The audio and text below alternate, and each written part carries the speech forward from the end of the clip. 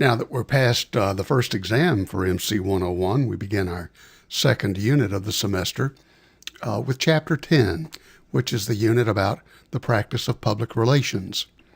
You've heard me probably in the first week of the semester mention that my Department of Mass Media, with approximately 400 majors, is divided across four specific media interest or media activities. There's the multimedia journalism option. There's the radio TV for people who have the interest in broadcast and film. There's the advertising option. And the fourth and the largest of these is the public relations option. So what we're going to do in the time that we spend with Chapter 10 and the video that we'll be watching is to learn more about this practice of public relations and maybe explore some interest that might convince you to consider this as a major yourself.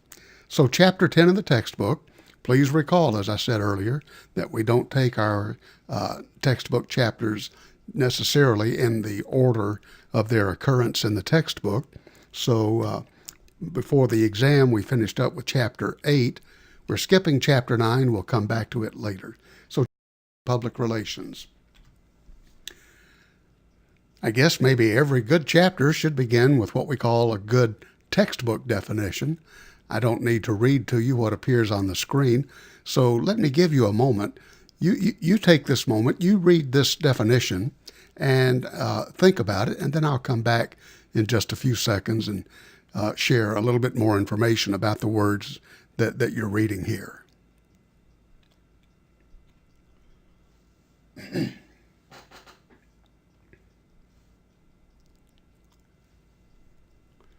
Okay, so we see in the definition the first big word, the word management. And it's important to understand that in the professional world of public relations, as they're practiced, that PR, and that is the operative definition, public relations is PR, and that's probably the way that I'll refer to it for the rest of the lesson. PR is a management tool for leaders in business, government, and other institutions. So let's take that apart for just a moment.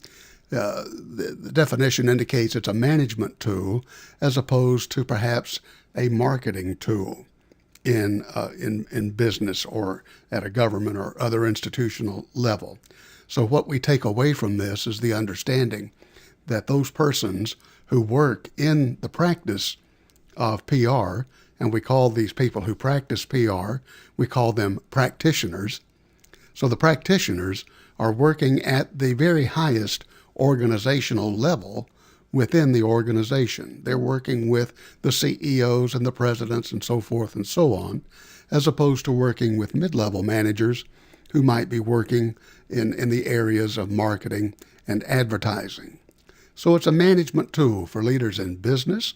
That would be companies engaged in profit-making activities, engaged also in government at all its various levels, from the federal level in Washington all the way down to the local or municipal level. And then other institutions. So when we take away for-profit business and we take away government, what does that leave us? In many instances, it leaves us what we call the nonprofits, the charities, the American Red Cross, the Cancer Society, Boy Scouts and Girl Scouts of America, a whole variety of nonprofit organizations very actively engage and use the practices of public relations. Now, why do these three groups engage with PR? Well, that's the second part of our definition, to establish beneficial relationships with other institutions and groups. Beneficial relationships. And that's a sort of a broad and vague definition. It's purposely vague so that it can encompass a lot of different variations on the definition of what is beneficial. So if it's not entirely clear to you right now, then hang on. We're going to talk about that as we work our way through the PowerPoints. Page 263 of your textbook offers some additional information that might help you better understand what PR is. a means to achieve mutual adjustments between institutions and groups, a means for preserving freedom, a way to help people stay informed. 3 important areas.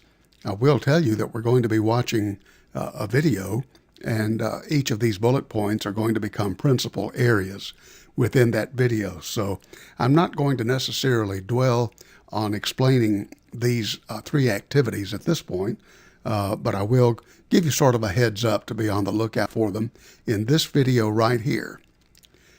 It has a lovely name, doesn't it? Look at the title of this video, and it comes from a book of the same title. Toxic sludge is good for you. How is the PR industry helping to persuade us that toxic sludge is good for us? Not just sludge, but toxic sludge. Well, I hope you'll enjoy watching this video.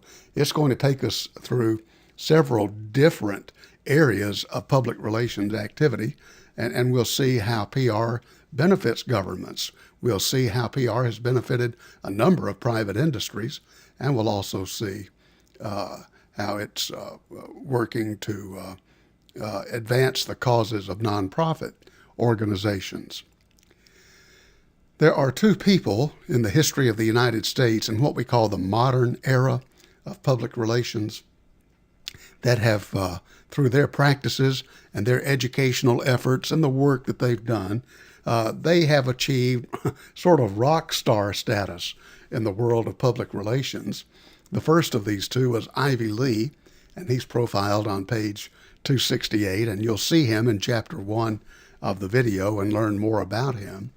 But he was one of the first public relations practitioners who, when he was hired by the businesses that he worked for, he was very shrewd in counseling them on the idea of institutional openness.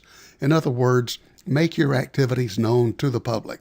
If you're doing something that might be controversial, don't try to hide what you're doing, because it's inevitable that sooner or later the news media will catch up with what you're doing and will report things that might embarrass the organization or harm it in some way. And so, as you can see, the work that he did was to counsel the people who hired him, his clients, to conduct their activities in such a way where they would avoid trying to deceive the public. And again, more about this coming up in the video. Edward Bernays, his prominent time in the industry came a couple of decades after that of Ivy Lee.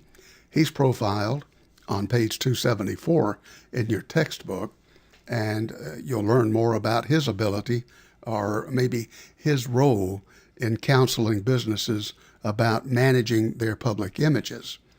And the Lucky Strike Girls, you probably have not heard of the Lucky Strike Girls before.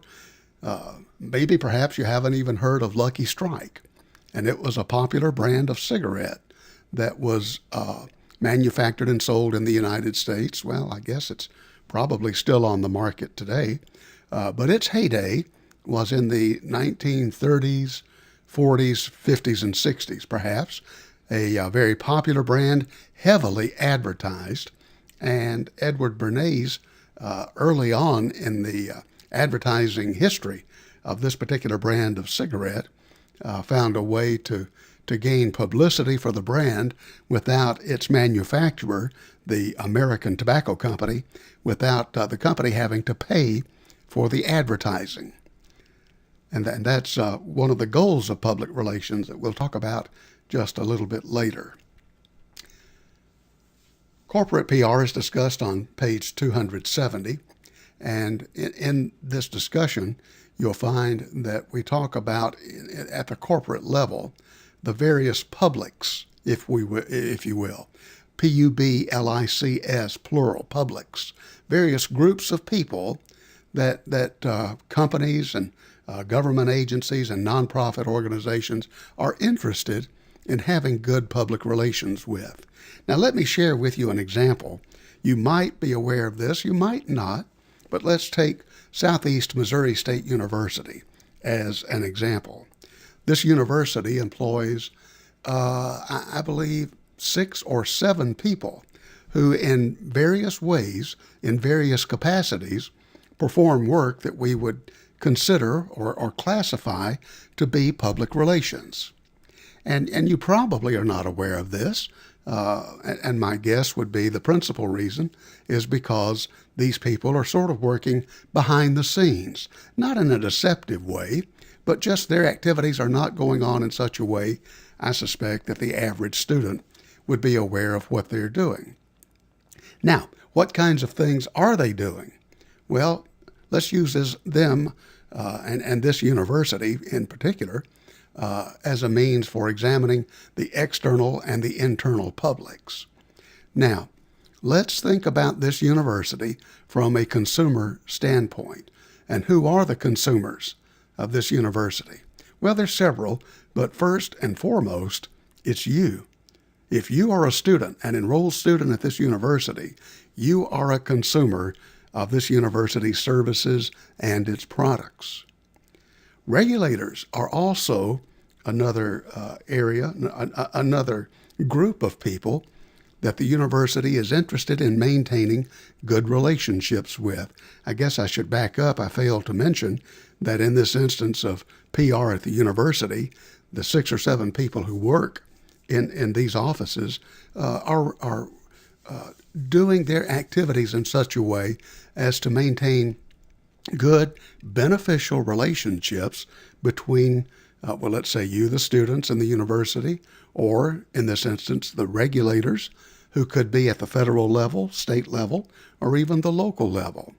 This university, for example, uses two-way radio transmitting and receiving equipment in various areas, notably in campus security and DPS.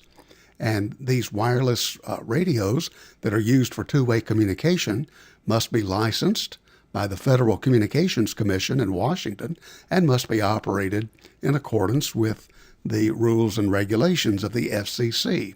So obviously it's in the university's best interest to make certain that DPS and all the other users on campus that are using wireless communication devices, that they use them in a manner that's consistent with the rules that the FCC has established.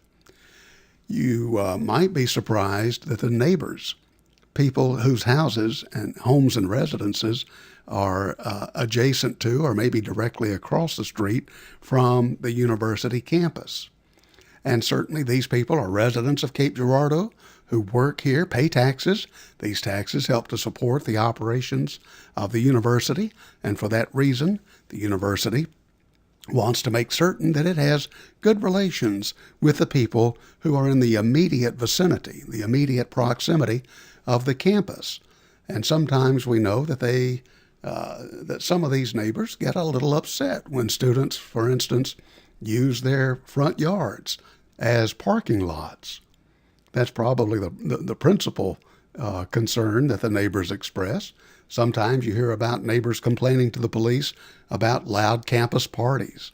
These kinds of things happen, and it's certainly in the university's best interest to maintain good relationships with the people who live within the proximity of the campus. So some of the PR efforts are directed toward maintaining that kind of good relationship. Activist groups, people have a variety of reasons to protest or to exercise their freedom of speech on the public property of the campus. And so many times the university PR officials are associated in helping to maintain the order and make certain that no person's rights are violated and that everyone's rights are respected. Now, the university is a non-profit, a not-for-profit organization. So in this instance, investors probably is not necessarily a totally appropriate group of people to speak about with this university, but maybe not investors in the sense of buying the stock of a publicly traded for-profit corporation. But, there are investors of the university in a different sense.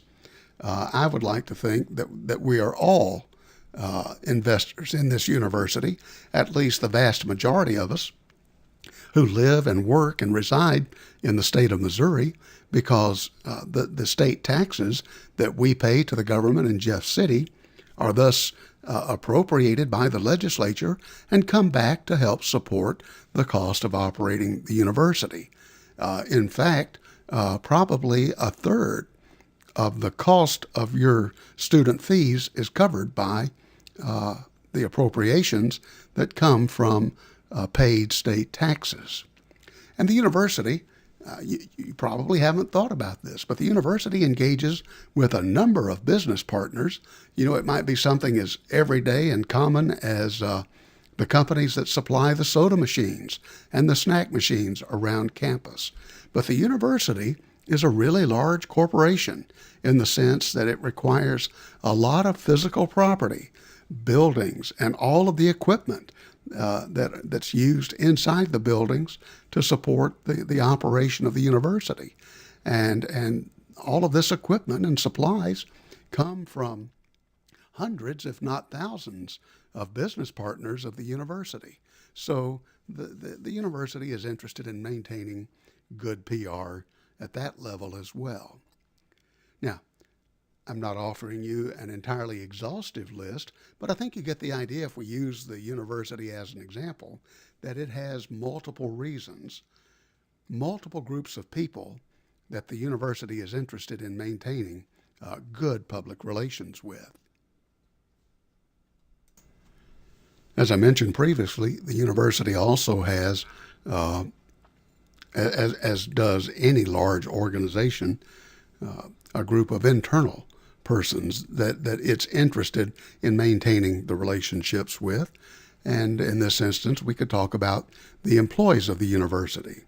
And we can divide those into three groups that include the administrators of the university, the staff who perform all of the support functions, and then I guess most of the time when you think about the university and a group of employees, you probably would think about persons such as myself who serve on the university faculty.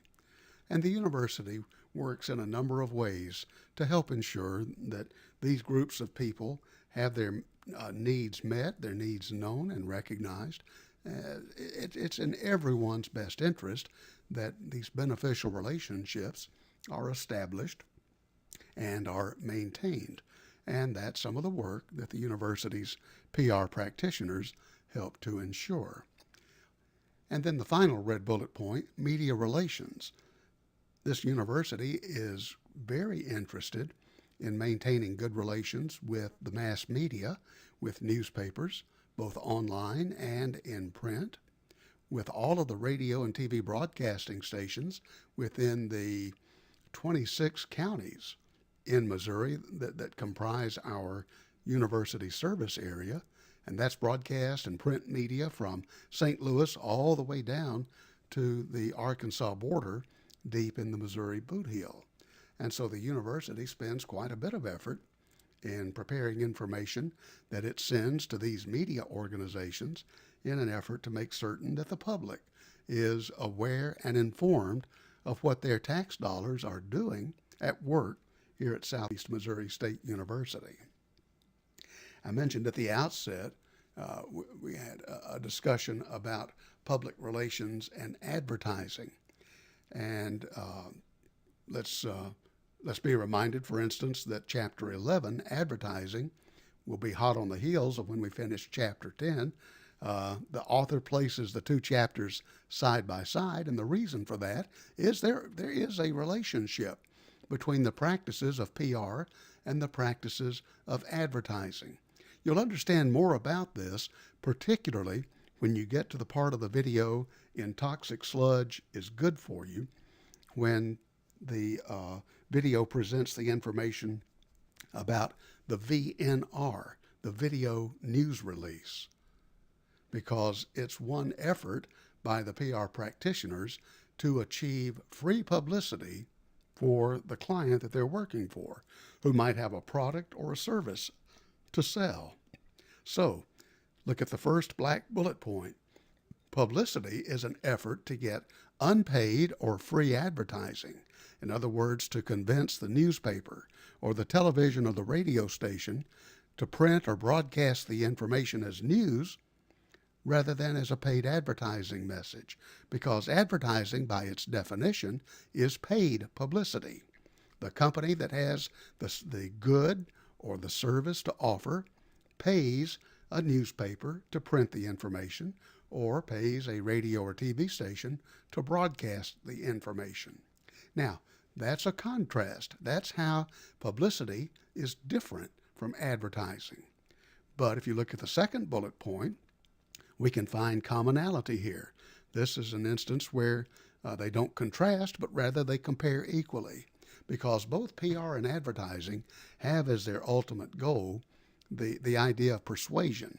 They are trying to persuade us to think about a product or a service or a political idea, for instance, to think about it in a favorable way and using the mass media as the method for communicating that message to us.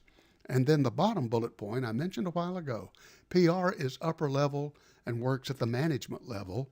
Advertising is managed, the activities of advertising, managed by persons working in a lower level within a company or an organization, and it's considered to be a subset of marketing activity. And it might very well be that you're majoring in the business school in the major of marketing, and you'll be studying these principles during your studies here at the university. Pages 274, 275 talk about the topic of crisis management, helping a client or an organization manage its presence and manage its image during times of crisis. Probably, and I don't know that this is a fact, but my opinion is that crisis management probably is not managed. I'm trying to think of the good word. Crisis management operates at the for-profit business level, maybe more so than at the government or nonprofit. I'm fumbling around looking for the good word, so I hope that I made this clear to you. Let me see if I can give you an example. A really recent one that is still going on today.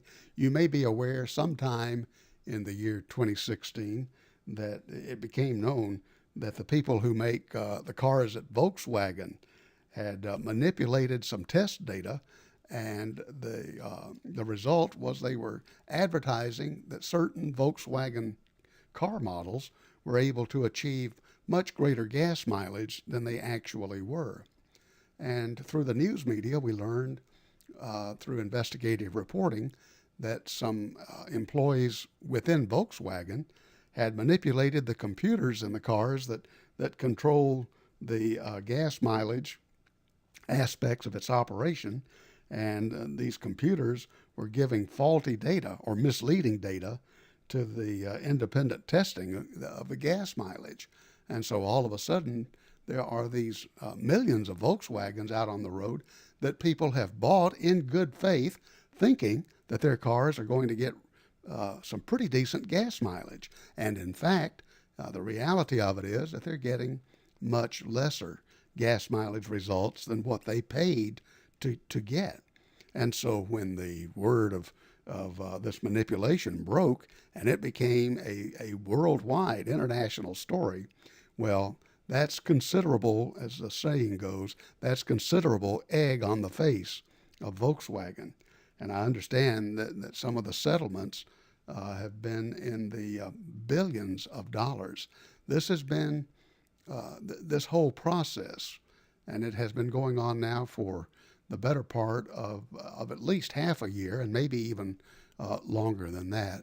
But the fact is that because the Volkswagen officials were not transparent with their information about mileage, and in fact, I guess we could say that they were lying about the results of these tests, well, that has seriously damaged or harmed the image and reputation of the Volkswagen company. And I would dare say that there are probably millions of consumers now who bought Volkswagens, and if they were to have a chance again to buy one, probably would choose not to do so. It's very difficult to repair an image of a company or its product once that image is tarnished, and the Volkswagen image has been tarnished rather thoroughly. Now, that's the recent one. That's the one that's going on now. I also remember one from the late it wasn't the late 80s. It was the around the mid 1980s that is discussed in your textbook on page 275. And again, this may be a story that you aren't familiar with, so I would encourage you to read this and understand more about how the people who counseled the company that makes the Tylenol non-aspirin pain reliever, how in a time of crisis that the PR practitioners counsel that company to take certain actions in order to restore with the general public the good name of this brand name pain reliever. What happened was when Tylenol was sold as a product as a capsule and not as a caplet as we know it today, some person managed to gain hold of some packages of Tylenol pain reliever and inject poison into the capsules, and then think of like a ticking time bomb, return the capsule to the container, and the container reinserted into the box, and some person or persons put these products out on the shelves of drugstores and grocery stores, just waiting for someone to buy them, take them home, put the product on the medicine cabinet shelf, and then at some point in need of pain relief to take one of these poison-laced capsules. And this did happen, and several people died as a result of it. Well, obviously, if this kind of thing is happening, wouldn't you expect that many people would lose their faith in Tylenol as a pain reliever, not knowing if the next capsule that they would take looking for pain relief might be something that would cause them to die. And at the time this was happening, Tylenol was the number one selling pain reliever in the United States. Well, again, as a result of the counseling that the PR firm employed by Johnson & Johnson, the people who make Tylenol, and the company, Johnson & Johnson, followed very carefully all of the recommendations and suggestions that the PR practitioners made. For instance, to recall all of the bottles of Tylenol that had been sold to consumers and to give them a refund, to take all the product off of store shelves. In other words, the number one selling pain reliever in the United States all of a sudden becomes completely unavailable. You cannot go to a store and purchase it because the company has recalled all of the unsold stock, the unsold product. And that was at the recommendation of the PR counselors. So bottom line is, Tylenol, even today, so many decades later, the activities that were undertaken at this time to manage this crisis have become what we call textbook studies of the way to practice PR. Again, it's a really, really compelling story in the history of PR, and I encourage you to study that section about Tylenol very carefully. I have mentioned briefly the idea of the role that public relations practitioners play in disseminating news information on behalf of their clients. And so page 264 talks about the significance of news releases. So let's talk about that for just a moment.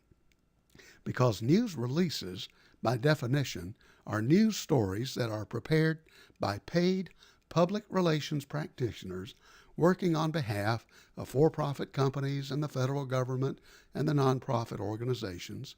They prepare these news stories and then issue them to the news media. They send them through the mail, or more often today, online.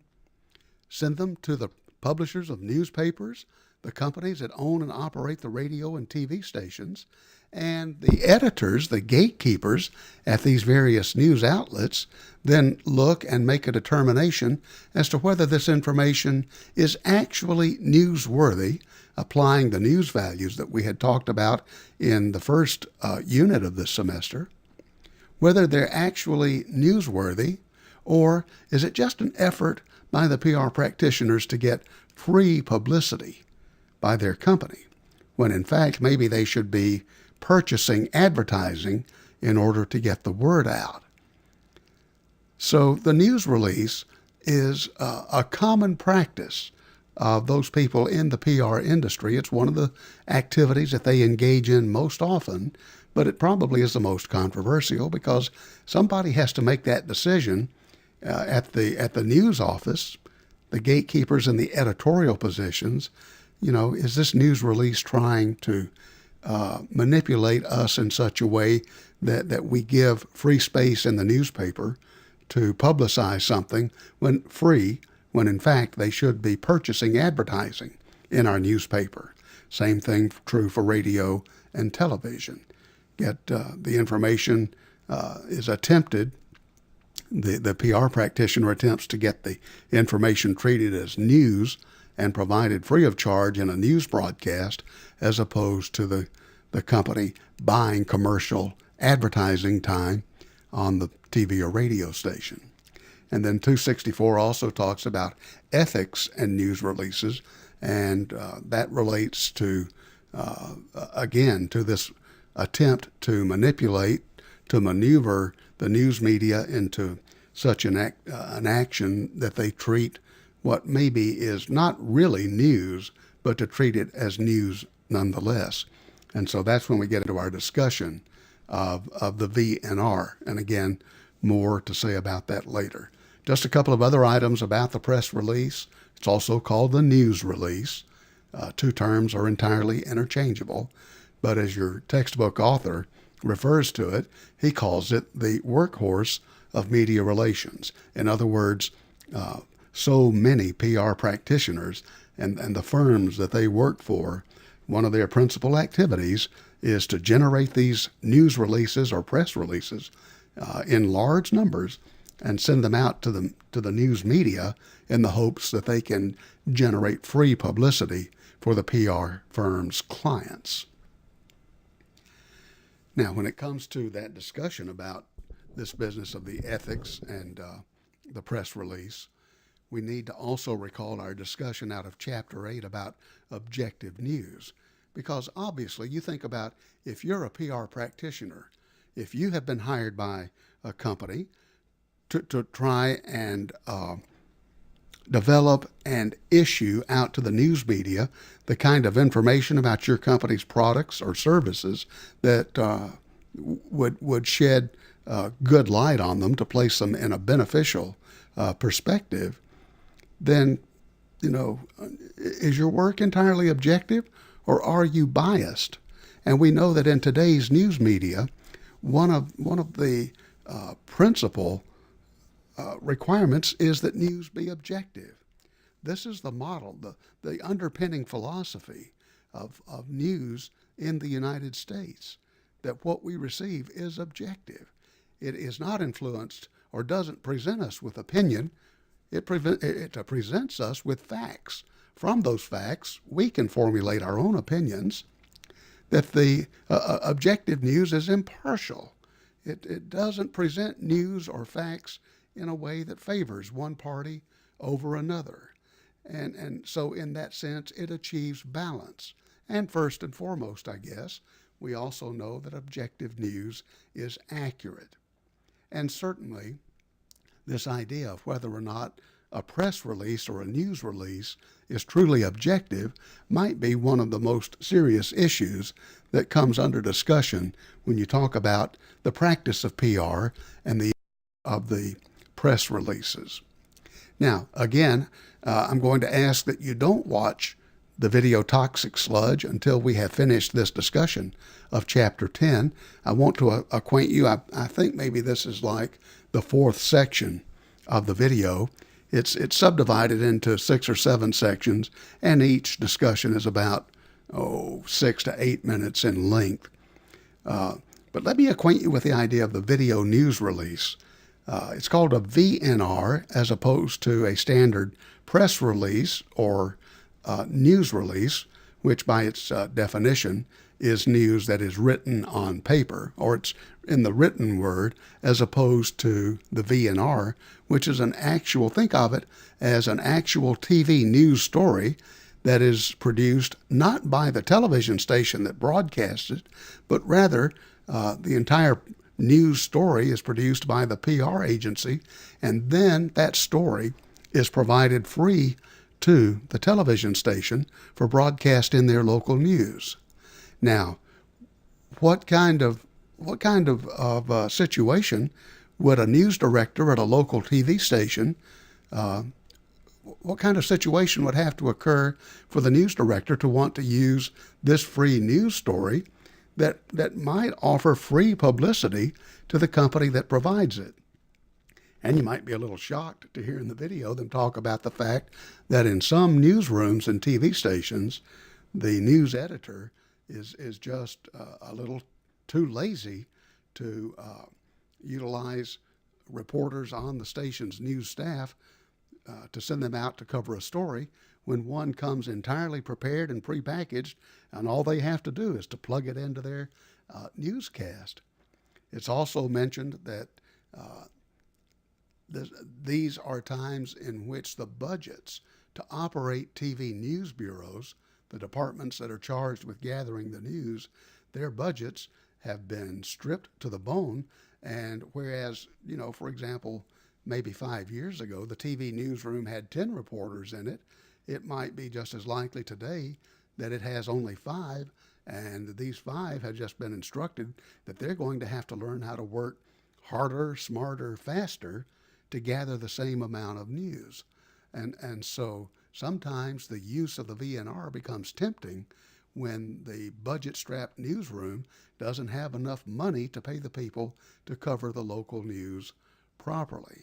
One of the controversies about the VNR is that the local TV station almost never tells the viewer that what they're watching is news footage that has not been shot by the objective reporters at the TV station, but they're simply passing along a news story that has been prepared by a paid public relations firm. And in that instance, certainly the expectation that all of the information is going to be favorable in terms of the company that is paying the PR firm to produce and distribute the VNR. So just a little heads up on what to look for in this section of the video. Page 277 in your textbook discusses PR advocacy, in other words, taking positions. And you'll see in the blue bullet points here that there are a lot of other activities besides publicity that PR practitioners engage in. They include lobbying on behalf of companies at the federal and state government levels. Many are used in the area of political communication. There's probably no telling. I don't know how many hundreds of people who worked for the candidates just in the presidential campaign of 2016 alone, but you can rest assured there were a number of people who are employed in the public relations capacity as PR practitioners who were working behind the scenes in a political communication. Image consulting, well, that's another example of Volkswagen and Tylenol, which I've discussed previously. If you're a nonprofit organization, clearly that's an area where you rely on the generous giving of the general public in order to maintain your operations. And so PR activities for the nonprofits, might be somewhere in the neighborhood of 75%, 3/4 of the work done by the PR practitioners might be involved in trying to raise funds to support the operation of the organization. Contingency planning, well, that means the kind of work that you do to perhaps anticipate things that could go wrong in terms of activities that could wind up damaging the image or the reputation of an organization. And so what kind of contingency plans have you made? In other words, if this happens, what actions do we take to mitigate the effect of that event, to plan for the contingencies? And then my opinion, my personal opinion, is that many people, when they think about PR, they think about all of the events, the press conferences, the various parties, the various civic events that have to be planned and coordinated and executed. And that's a large part of what certain PR firms do. And that might be, for those of you that are majoring in mass media PR, that might be the kind of activity that you would tell me that you would like to be involved with when you graduate and begin your professional career. Now, jumping back to page 262 for just a moment, the idea of dialogic public relations. And some of these words that you see in the bullet points, mutuality, propinquity, yeah, these are not terms that come up in our everyday speech, and I understand that fully. So I'm just going to leave this slide up here for just a moment and let you take a look at these words and their definitions that are in parentheses. To maybe better help you understand how those people who work as paid PR practitioners, some of the efforts that they make to persuade public opinion simply through dialogue, simply through the exchange by talking and conversation, to attempt to communicate ideas and information and to achieve this sort of a mutual favorable relationship between the corporation or the government agency and the various publics that it serves. So the idea of mutuality is the PR practitioner able to listen and to address all sides of an issue. The idea of propinquity, that the interactions with the various publics should occur spontaneously and not so much in a planned fashion. Is the PR practitioner empathetic? Are they able to listen to other sides of issues and to be able to understand them and come to a meaning and engage in some type of effort to achieve a mutual favorable decision? There's always the risk-taking that's involved in certain PR actions. You go back to the crisis management of Tylenol that you've read about, and the company that was counseling Johnson and Johnson, some of the recommendations meant great risk for the company. But had the company not gone out on the limb, taken these risks, such as recalling from the store shelves all of the company's products, take the product off the market, that is a big risk, particularly when you're the number one company, or the number one manufacturer, the number one selling pain reliever. But sometimes with great risks, as the saying goes, come great rewards. And then there's the necessary commitment that's needed to dedicating the resources of the organization at perhaps great expense in order to achieve the desired objective. So page 262 gives you a discussion about dialogic public relations. I think it's time for us to wrap up now. We're sort of at the end of our class period. And so let me suggest that you look at this bullet point and see if you, after you watch the video Toxic Sludge, would you be able to come up with a good way of answering this question. What ethics issues does the use of video news releases as straight news raise? Now, let me help you with this, because it's asking a question about ethics, and we haven't gotten to chapter 17 in our textbook yet, which is the discussion and the examination of ethics in the mass media. Is it ethical, good, responsible behavior for a TV station to present a video news release to its viewers without telling them that it's a VNR and not news that has been gathered by the station's own news staff? In other words, is the VNR information objective? Is it truthful? Is it fair? Is it accurate? And so the question that it raises is, what can persons working in the media do to improve on this situation? So, a lot of information about PR. Please study your chapter carefully. Please take a good hard look at the video Toxic Sludge is good for you. And I'll see you again when we move next into Chapter 11, which is that related chapter on advertising.